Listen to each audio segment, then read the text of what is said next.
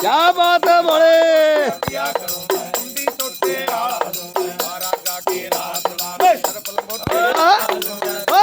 अब बड़े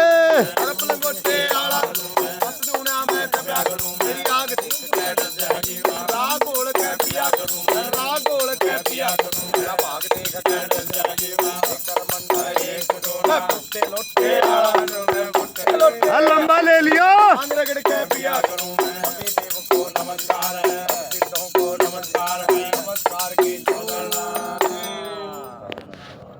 रानी को दे दो तो जोड़ी लगवा ले। अब रानी को जब दिया गया पीपा जी महाराज की धर्मपत्नी को, पीपा जी महाराज को कहा उसकी पत्नी ने, उनकी पत्नी ने कहा तो जोड़ी लगवाने के लिए वो प्रयास करने लगे। तो पता चले ये जोड़ी कहां लगे, कहां से मिली है। तो डंका पिटवाया पूरे राज्य में, जोड़ी नहीं मिली कहीं पर। तो पंडित से पूछा ये कहां से लाए हो तुम? तो बोला ये भक्त रविदास की कृपा है, मां गंगा ने दिया। तो भागे गए पीपा जी महाराज। आप लोग जानते पहले तो हाथी पर सवार होके गए थे और वहां गए तो बोले मुझे दे दीजिए, इसकी जोड़ी लगा दीजिए। का जोड़ी लगा के दूंगा लेकिन पहले बैठो। और वो चमड़े का पानी हाथ में लेकर के दे दिया, ये लो चरणामृत ले लो। अब हाथ में उतने बड़े राजा, वो चरणामृत तो घृणा हो गई देख करके। और वो गए और आंख बचा करके किसी तरह वो चमड़े का जो जल था उसको फेंक दिया और अपने कपड़े में ही पोंछ लिया। उधर से लाए और वो जो जल कठोता है जिसमें चमड़ा धोया करते थे, उसी में हाथ घुमाए, आवाहन किए मां गंगा का। अरे मन है ना, जब मन पवित्र होते वहां तो है कहावत, मन चंगा तो कठौती गंगा। अरे मन चंगा तो कठौती गंगा ने सारा बर्बाद। मन बस में है, सारा चीज जो आपकी मर्जी होगी, कुछ नहीं चाहिए। जिस दिन ये भविष्य स्थिति में आ जाएंगे तो दुनिया का सब कुछ आपके लिए परमात्मा सुरक्षित कर देंगे। तो मां गंगा से प्रकट हुई, दूसरा कंगन दिया, जोड़ी लेके ये पीपा जी महाराज गए और जाकर के अपने रानी को दिया। लेकिन राजमहल में प्रवेश करने के पहले ही वो कपड़ा खोल के इधर ही दे दिया साफ करने के लिए। ये कथा आप लोग जानते हैं, जिसने साफ किया उसकी दिव्य दृष्टि खुल गई। ये कथा तो जानते हैं आप लोग, लेकिन बाद में उसको लगा कि जब इसकी दिव्य दृष्टि खुली ये तो बड़ी चूक हो गई मुझसे। भागे गए। पहली बार तो हाथी पर सवार होके गए, तो दूसरी बार पैदल दौड़े हुए भागे। और वहां गए तो भक्त रविदास ने कहा कि राजन, हमने तो सोचा था मुफ्त में तुमको बहुत कीमती वस्तु दे दूं, बहुत वर्षों तक तू राज करेगा, निष्कंटक राज होगा तेरा, लेकिन तुमने स्वीकार नहीं किया। अब तुमको टहलू करनी पड़ेगी। अब फ्री में मिलने वाला नहीं है, टहलू करनी पड़ेगी। अब टहलू करने में पीपा जी महाराज ने राजपाट छोड़ दिया, भक्त रविदास के शिष्य हो गए। उनकी पत्नी भी राजमहल छोड़ करके चली आई। और ये भक्त रविदास के साथ एक बार यही तीर्थाटन में निकले रामानंद स्वामी, भक्त रविदास और उनके साथ पीपा जी महाराज अपने धर्मपत्नी के साथ बहुत जगह रुकते तीर्थों में भ्रमण करते हुए चले जा रहे थे। ये किसी गरीब आदमी ने निमंत्रण दे दिया तो स्वीकार कर लिया रामानंद स्वामी ने। अब उस निमंत्रण पर जब गए, रात में भोजन किया, सुबह जब विदा होने लगे तो पीपा जी महाराज की जो धर्मपत्नी थी वो सोचती है घर में तो मालिक करके मालिक को देखा लेकिन मालकिन को नहीं देखा, क्या बात है। तो सब लोग निकले, वो घर में घुस गए। अब घर में घुसी तो घर तो खाली है। वो अनाज रखने के लिए मिट्टी का जो बनाते हैं किसान भाई लोग क्या करते हैं, हमारे क्षेत्र में कोठी करते हैं। मन नहीं माना पीपा जी महाराज की धर्मपत्नी का, तो कोठी में हाथ डाल दिया। कोठी में जब ये हाथ डाला तो उसमें घर की मालकिन घुस के बैठी हुई थी। बोला बहन तुम कौन? कहा मैं इस घर की मालकिन हूं। यहाँ क्यों बैठी हो?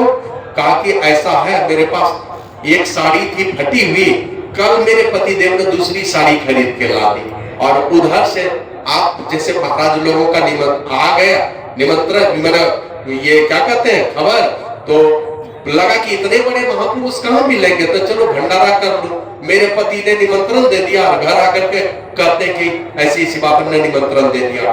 तो हमने अपने पति को कहा स्वामी क्या करेंगे, कुछ तो है नहीं पास में, और आपने निमंत्रण दे दिया तो बेइज्जती भी नहीं होनी चाहिए। वो एक तो घटी साड़ी थी, उसको तो फेंक दिया। हमने सोचा था एक ही साड़ी में 2-4 दिन काम चलाऊंगी, फिर कमा के दूसरी साड़ी मेरे पति देव खरीद के ला देंगे। एक ही साड़ी थी, वो भी अपने पति को दे दिया, कहा जाके बेच दो इसको, अब जो राशन पानी मिले लेकर के चले आओ, और 1-2 दिन में कमा करके ले आना, मैं इसी में बंद रहूंगी, तब तक मैं नंगी पड़ी हुई। अब वो महाराजा पीपाजी महाराज की जो धर्म पत्नी थे ना, सारा अभिमान चूर हो गया। अभिमान क्या चूर हो? उनको लगता था राजपाट छोड़ करके आई थी, लेकिन मन का जो अभिमान था ये मिट नहीं रहा था कि मैं रानी हूं, ये नहीं मिटा था। लेकिन जब देखा उस घर में जाकर के कि घर की मालकिन अपन मैंने निर्वस्त्र होकर के अपना कपड़ा बेचवा करके साधु संतों को भोजन करवाया है, बस वो डफली निकाली अपने पति के झोले से, डफली निकाली, पूरे नगर में घूम घूम करके पीपाजी महाराज की धर्मपत्नी ने नाच नाच करके बहुत सारे पैसे इकट्ठे किए और उस घर की मालकिन को ले जाके दे दिया कि बहन जितना कपड़ा खरीदना हो खरीद लेना। और वो सदा सदा के लिए पीपाजी महाराज और उनकी धर्मपत्नी दोनों भक्त रविदास के क्या कहते हैं शिष्य और शिष्या बन करके सारा जीवन गुजार दिया। तो इस प्रकार की बातें हैं। तो उसी प्रकार की भावना किसी भी प्रकार से हमारे गुरु महाराज का गुरु की भक्ति साधु की सेवा बिनु नहीं कछु आई हो, याते खजो गुरु गुरु नीति रहो चरण लौलाई हो। उनके चरण में लौ लगा करके रहिए, लेकिन गुरु प्रभु जो मंत्र दी, हर मंत्र के साथ अन्य जो क्रिया करने के लिए बतलाए उसमें भी दृढ़ता अपना करके रखिए। तो इतना कर करके इन्हीं चंद शब्दों के साथ मैं अपनी वाणी को विराम देता हूँ। बहुत बहुत साधुवाद है बहन मोनिका को, आज का भंडारा उन्हीं की तरफ से है और गुरु प्रभु की बहुत कृपा हो। इस जन्म में तो ये आंखें नहीं है, लेकिन गुरु प्रभु से उनके दिव्य जीवन की कामना करता हूँ। इससे भी जो जीवन है और पवित्रता से आगे बढ़े, गलती सही जीवन में। दुनिया में कोई ऐसा नहीं है, देवी देवता भगवान सबके अंदर में कहीं कहीं कुछ कमी कमजोरी शास्त्रों में वर्णित है, कोई ऐसे नहीं। अच्छे रास्ते पर चले, बढ़िया से साधन भजन करें, साधु संतों की संगति इसी प्रकार मिले, सत्संग और आंतरिक ध्यान में बढ़ोतरी हो उनकी और उनके साथ में उनकी माता जी जहाँ कहीं भी है उनकी उत्तरोत्तर सदगति हो, गुरु प्रभु के चरणों में उनको स्थान मिले। जो भी साधु संत, जो भी साध्वी बहने, भक्त माताएं बहने, भाई बंधु, जो भी लोग हैं इस सभा में, सबका भला हो, सबका कल्याण हो, सबका जीवन दिव्य, सबका जीवन स्वस्थ और दीर्घायु हो। गुरु प्रभु के चरणों में प्रेम पड़े, त्याग और वैराग से भरा हुआ जीवन, सुख शांति और समृद्धि से भरा हुआ ये सबका जीवन हो। इसी प्रार्थना के साथ मैं अपनी वाणी को विराम देता हूँ, शवों को नमन करता हूँ। बोलिए प्रेम से श्री गुरु महाराज की जय।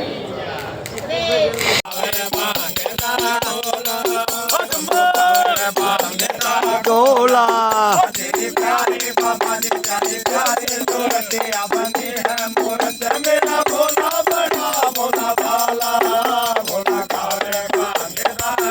सारे झूम जाओ एक बारी।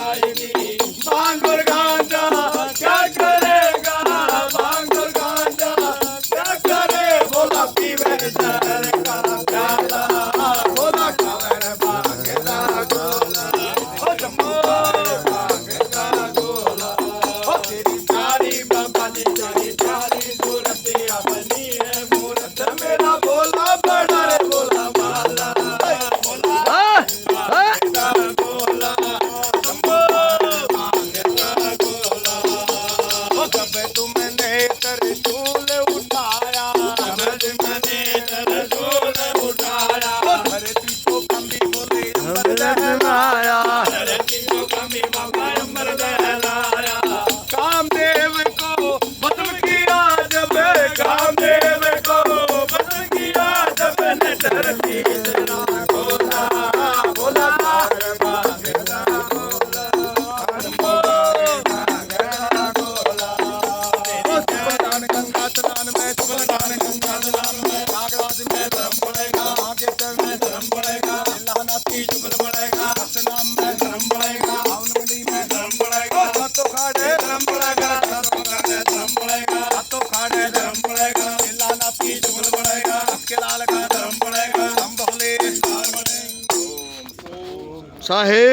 साहेब बंदगी बहुत बढ़िया काम किया साहब जी आप।